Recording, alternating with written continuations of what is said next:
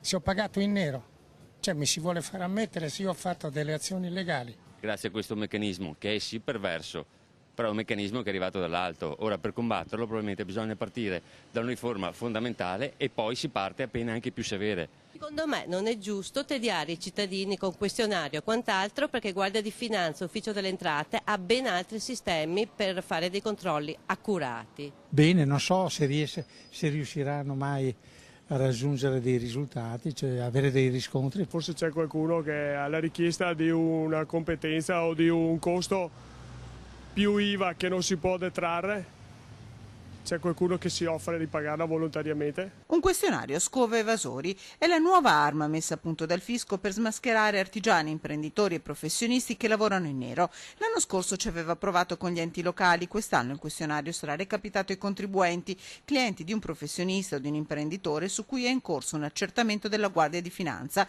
invitati a dichiarare le spese effettuate e a denunciare tutti i pagamenti, quelli leciti e soprattutto quelli illeciti. Un'arma ingiusta secondo le associazioni degli imprenditori che ribattono. Peccato che il primo a comportarsi male sia lo Stato. Su uno studio che abbiamo fatto tempo fa abbiamo calcolato 11 miliardi da recuperare immediatamente su commissioni e sottocommissioni, tutto ciò che serve alla politica e non serve ai cittadini, e si potrebbero tagliare e chiudere immediatamente. Finché non vedremo segnali di questo tipo è inutile che ci facciano la caccia alle streghe.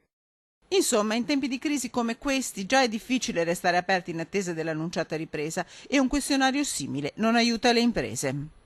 Perciò diamogli la possibilità di poter lavorare, diamogli la possibilità di poter detrarre anche le proprie spese nelle aziende. Consideriamo che da noi in Italia, per mantenere la media europea delle tasse, cosa hanno fatto? Non hanno aumentato la percentuale, hanno diminuito ciò che si può detrarre. In Nord Europa un imprenditore dichiara ogni spesa fatta per l'azienda e il motivo è semplice. In Finlandia un datore di lavoro ha detratto persino un televisore al plasma da 75 pollici posizionato nella sala mensa dei dipendenti. Amara la conclusione di Federcontribuenti.